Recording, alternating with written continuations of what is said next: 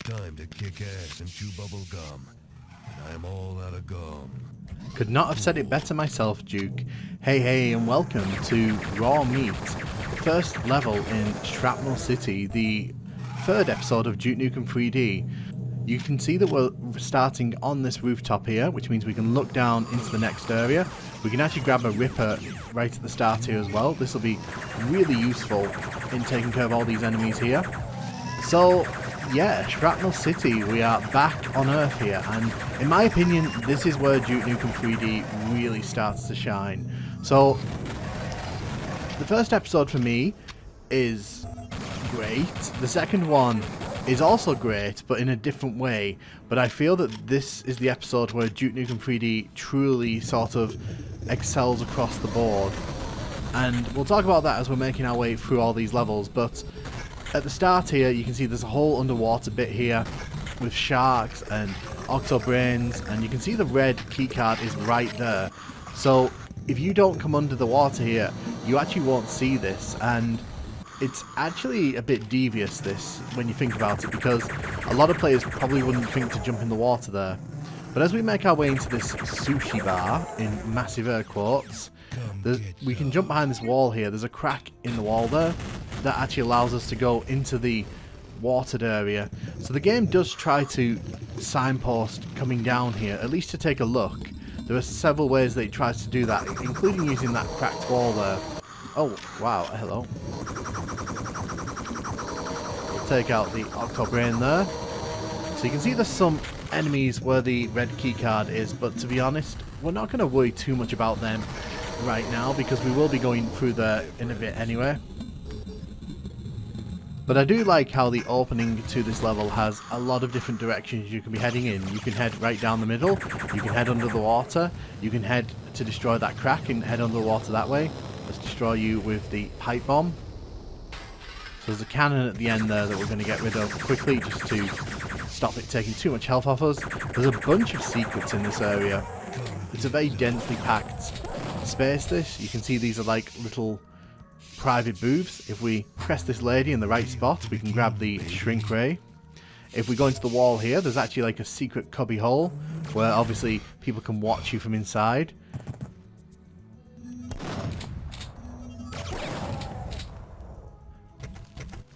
So one thing I don't like about the opening section here, and it's more of a nitpick than anything else, but the fact is that in order to progress, you actually have to stand on this table because it reveals this secret area here.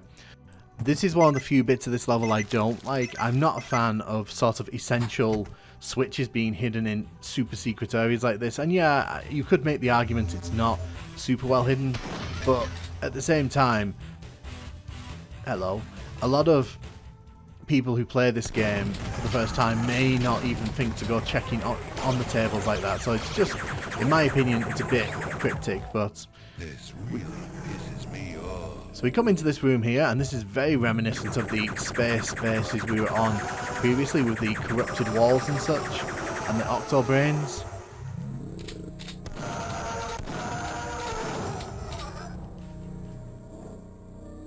So we can come to the window here and look outside. There's an enemy across the way there.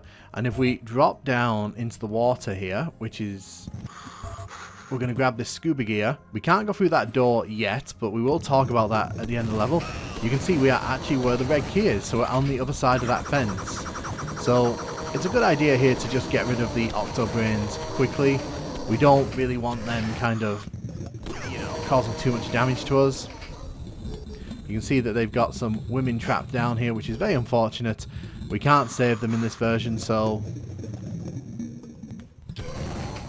and when we kill them, they activate more enemies.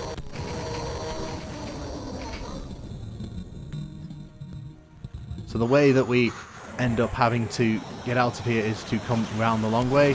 There is a way to kind of get to the end of the level, but we haven't accessed that yet. As you can see, some enemies have spawned in once we picked up that red key.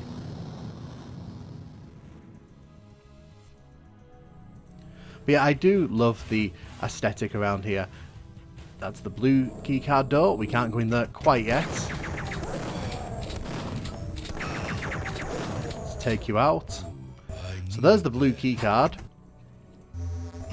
I can see there's another secret there with one of our favourite drones.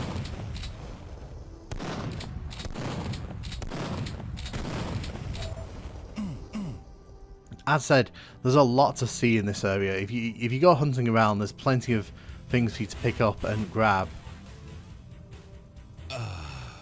So when we open the blue door here, we see pig cops again. Yes, so the pig cops were not featured in the second episode because obviously they didn't really fit the theme of the space. But here in this titty bar slash karaoke bar, they clearly fit, so here they are again. So yeah, you can see we're back to the raving nightclubs here, and also like that lovely gif on the wall there. That woman there always makes me laugh because she's moving so fast, like unnaturally fast.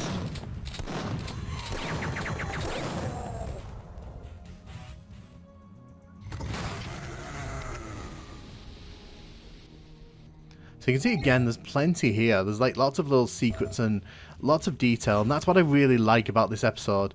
If we jump up and crouch down here, we can actually sort of come inside here.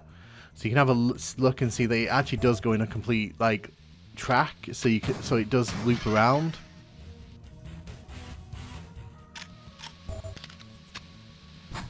So if we open this wall here, we can get the freeze ray, which is always appreciated. So you have to hit the switch there, and a wall opens up here with a bunch of ammo inside, which I'm not going to say no to.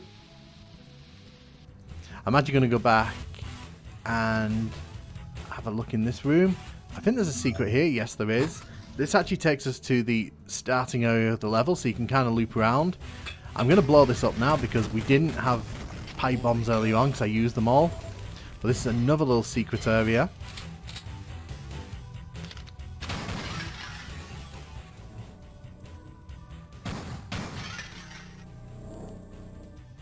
There's nothing really of note there. So as we head into the kitchen area here, you can see there's a whole bunch of enemies here just kind of chilling out in the kitchen area here. Your face, your ass, what's the difference?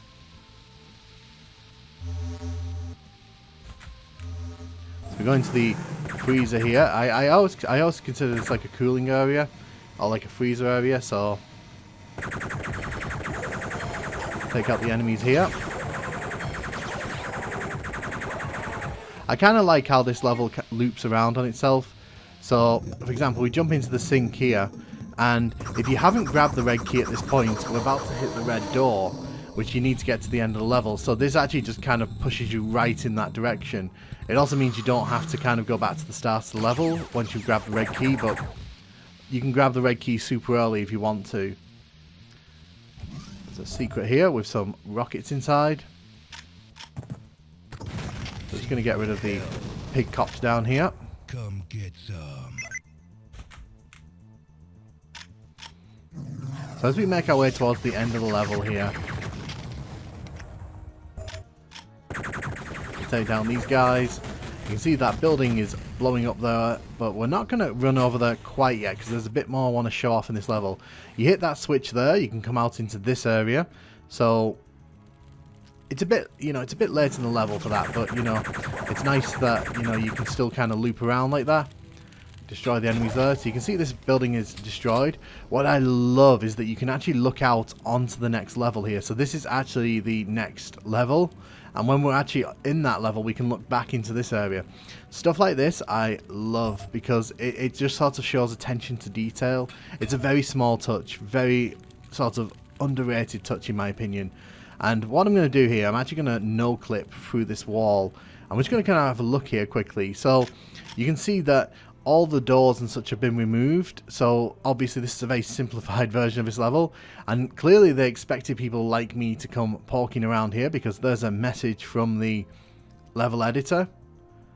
But it's a very small touch that makes these levels in the city of Duke Nukem 3D just feel that much more interconnected, and it really adds a lot to the episode because it makes it feel like one continuous area.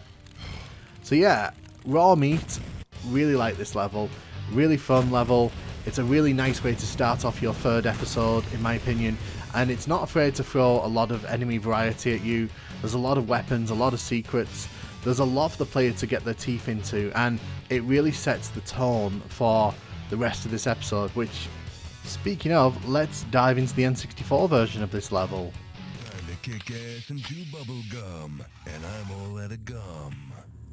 Couldn't have said it better myself, Duke. So this is Raw Meat on the N64. Now, fun fact, I've never actually played this version of this level, so this is all new to me. We'll be discovering this all together. So we can grab the SMGs here, and we can take care of the enemies here. So you'll notice the skybox is a lovely blue gradient, so instead of it being a city skyline like in the PC version, it's, well, that. And it's definitely better than the complete black horrorscape that we saw in the space levels, but I'm going to be completely honest, it's not that big a step up.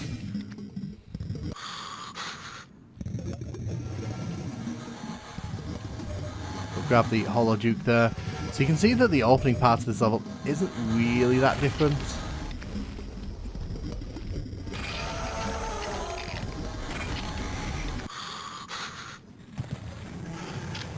So again, when we come out here, all these enemies will pop out.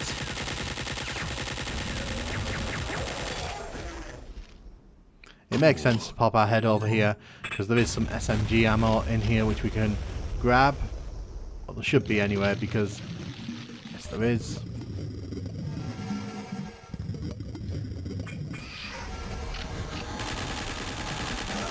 Take out the Octobrain there. So what'll be interesting to see is how these levels are adapted, in particular the big levels in this episode, because I'm not sure like which levels have conversions and which ones don't, so it's going to be quite fun.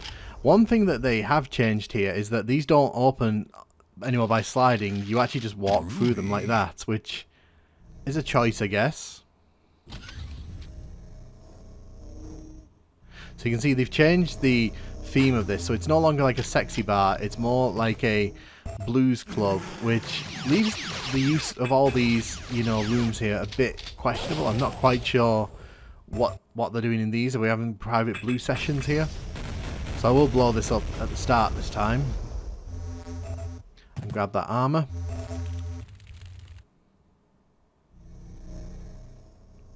So you can see we can't access this door here until we've hit this switch here. Interestingly, they've moved the switch here. So the switch is the switch used to be there, but it's actually moved to the back wall. Don't even ask me why that was made, but someone made the conscious choice there to make that change. So we want to destroy all these eggs before they kind of become an annoyance. The women here just kind of survive in this version, because in the N64 version we can't kill the babes. But apparently the aliens can, because there's that horrifying sprite again of the woman being completely dismembered, which, as I said in the Overlord level, like, I'm kind of amazed that made it into the N64 version when everything else was censored so heavily.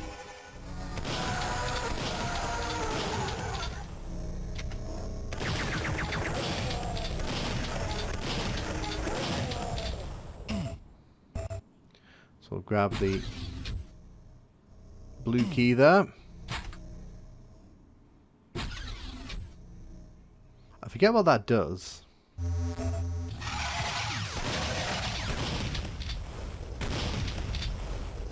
So we'll grab the items there. Jump into the wall here. Ah, I see. I think that... Did that open the other side of that? I'm not sure, to be honest. But as we head outside here, this again leads to where the red keycard is, and you end up with like a bunch of women down here who just are sort of hanging around waiting to be saved. And given how long they've probably been down here, I doubt we're going to be saving them, but you know, it's the effort that counts.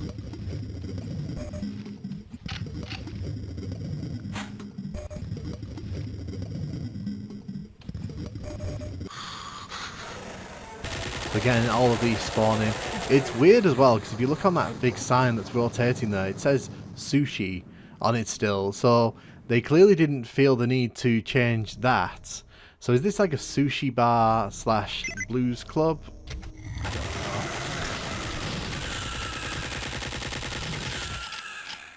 So they've added that texture in there, and they've completely changed the feel of this bar area here. So it's no longer like a nightclub, like red light district area. It's actually very much like a blues bar where you'd come and sit and watch people perform. So it's the same, but not really the same.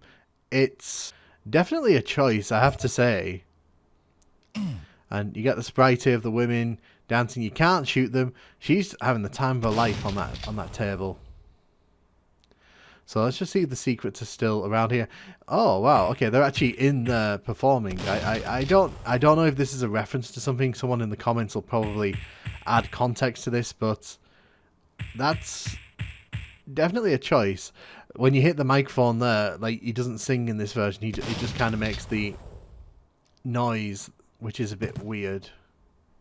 But yeah, you have to say they put effort in at least to try and make this work. This is still here, so luckily, you know, if you're playing this on deathmatch, that's a good way to get to the start of the level from there. So we still have the sushi bar here.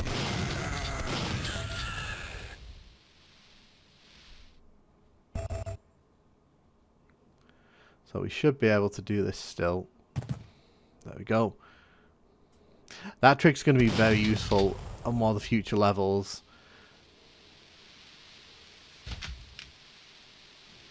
So if we come inside here, you can see that this opens up a lot quicker, and they've made it a lot lighter in there as well. I'm just going to assume that's because, you know, they wanted to have a bit of mercy on console gamers who might not be able to see the shadows as well. Oh my god. Again, like, to say this is supposed to be like the censored version of Duke Nukem 3D, they certainly kind of made some interesting little changes to add some graphic violence in at points. I have to point that out. Take care of all these enemies here.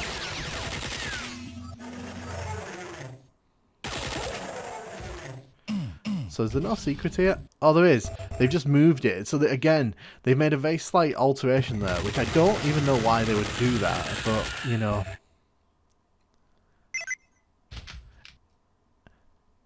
It's always interesting to sort of see what changes are going to be made to these levels, and sometimes it's the most random stuff that just seems to get changed wholesale. So again, this loops all the way around, which we really want, because if you're doing a deathmatch, you know, on this level, you want to be able to loop around. I'm just kind of making sure that there's no, like, extra secrets in here. I want to know how to get in there, because you can see there's a grenade launcher at the back. I'm guessing there's a way to get in there from in here somewhere. Huh. I don't want to leave the level without going in there, because I feel like it'd be a bit silly to... Oh, okay, that's how you do it. You randomly press on that wall there. So you can see we can actually come inside this area here.